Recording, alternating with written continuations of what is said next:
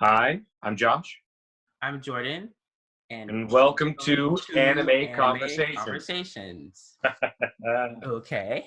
yep. So today we're going to go over episode 2 of Tower of God. Mm-hmm. So Mm-hmm. far, this is one of my favorite ones that's come out this spring. Uh, Yeah. They've between continued the good this, pacing. yeah, yeah, especially with that. Pretty straightforward. We're still in the introductory phases on all of these characters, so we're slowly learning things about them. This is the battle to the death, where they're cutting the number in half by just Yeah. having them murder each other, which that was like a surprise at the end of the first episode. Basically, like how fast they got to a tournament arc, or not even a tournament arc, but just like elimination Yeah. immediately. This is an episode that really gave me that Hunter x Hunter feel to it, where it's like, okay, this is cutthroat. There's some weird kind of energy involved, and Yeah. it's really just like most people who get into this will die. And then he also get introduced to like the supporting characters that are Yeah. clearly going to be coming along with him. And I didn't think what is Rax? I didn't think he was gonna be like a supporting character. But then I Yeah, I feel thought like he would maybe die. I should have known that because like he did get like a really good like background like still in the Yeah. first episode where he was like on top of that cliff and like looking out. And I was just, oh, actually, yeah, I guess he is gonna be like important. But Kun is clearly like something. I don't know what he is. I know he's overpowered. I can just tell from the way that he's like acting. Yeah, he knows a He lot. clearly, yeah, he knows a lot. It seems like he clearly outthinks people And rapidly, there's and then he just, first, I think, well, the reason why he only went with like bomb is because he noticed the sword, yeah. and so then he like was like, oh my god, and I'm kind of wondering. I was like, did he really feel bad about leaving him alone, or was he just like, I probably have higher chances if I am with someone who can actually use this sword. Even if they are a novice, maybe they can learn. So And bare I'm minimum, just he still has that very, sword. yeah. So I'm kind of just like, I don't know what your intentions are, but I'm pretty sure you're probably going to be like a Sasuke-esque character, where it's kind of going to be Yeah. like, oh, you're kind of sketch, or not Sasuke-esque, but Or like, like, what's the blonde not character's name antagonistic. on Hunter x Hunter? You The know what I'm talking blonde about? characters, Kurapika. Kirby. Yeah, he's got that kind of feel. He's got his own Yeah, agenda. For clearly something yeah, happened to him, and he's kind of like secretive while also endeared incredibly quickly. Like you can tell. Like I think there's that thing with Kunin with Bam where he lies to himself a little bit about why he chooses Bam. I think because I think it's part of that innocence that he's like immediately attracted to. He notices that before he notices the sword, that he's just standing there not attacking yeah. this guy. And no, but And Rax, like then Rax, I think is going to be great. Actually, I think in the end they're going to make that character pay off really well at some point. yeah, I'm just interested that like they had a lot of like character introductions, and the good thing was it wasn't just through like this is this character. It was through Yeah, fighting. It was like actually these are the people's abilities that are like in this right now. But then I well, also found it interesting how they mentioned they were like we have to like lower the amount of people, but they were like they didn't say we had to kill each other though.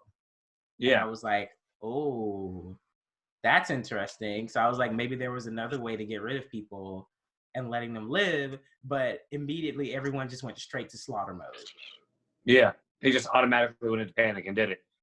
It shows an extra side to him, and I do love the introductions in this one. Like when you meet Shibisu, the guy who goes whoa, and uh, Mm-hmm. and that girl is like insulting him, Serena.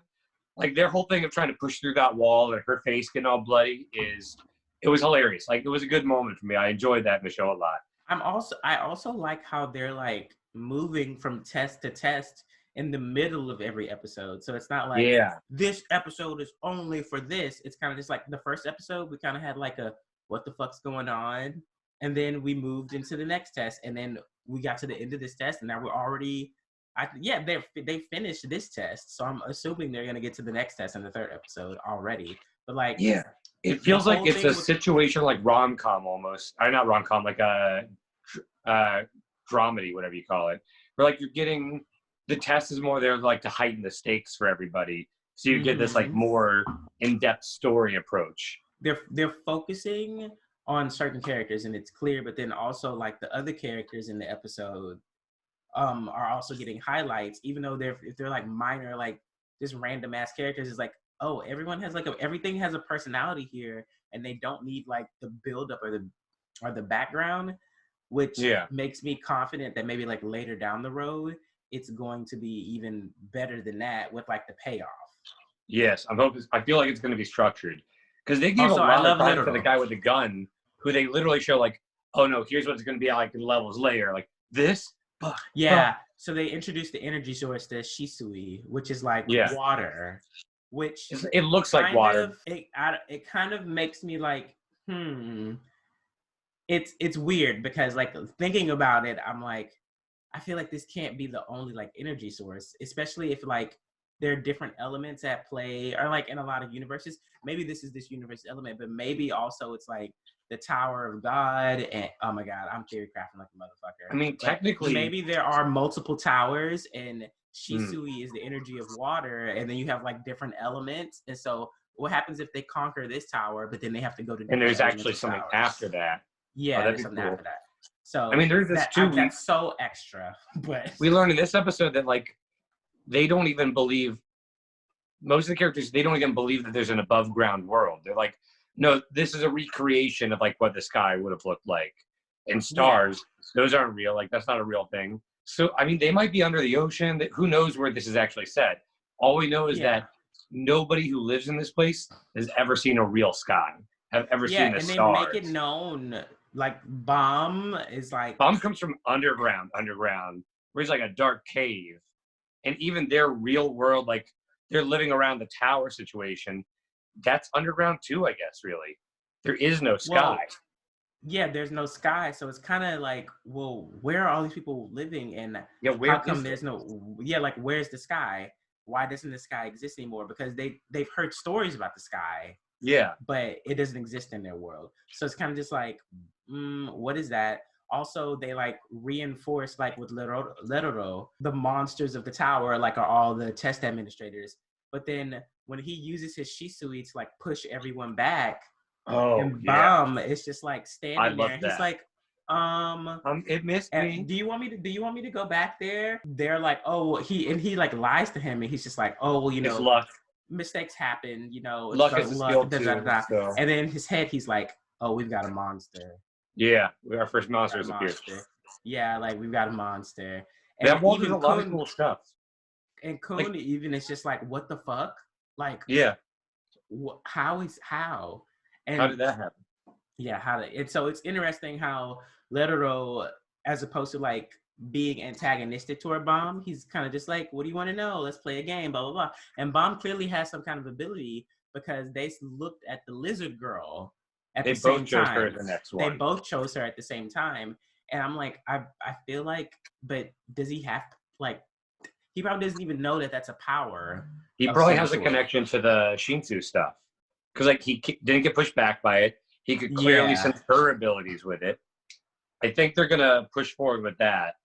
Slowly, because I mean, even with the sword accepting him, that seems like because he's a guy, sure, but there's something else about that too, clearly, that hasn't been explained. Yeah, I do like how I also like the dynamic that they built up really quickly between the three of them. I thought it was like pretty decent for 2 episodes worth of like exposure. I was like, oh, it's like, oh, well, they kind of got put together in a rush, but also it doesn't seem slapdash, where it's just like, here's some fucking characters to support him. It's like, nope, they're important. Well, I think that's what he says. He even says that about why his lie about him getting through the walls. Like, I mean, you need luck to get through the tower. So even having the good fortune of getting good teammates is because you had to be near them at the time where they announced that. But they actually, because they've highlighted those 2 teams, Kun, Rock, and Bam, and not Zahad, Hats, and Shibisu. Like, those guys have already gotten a pretty big, like, hey, pay attention to us.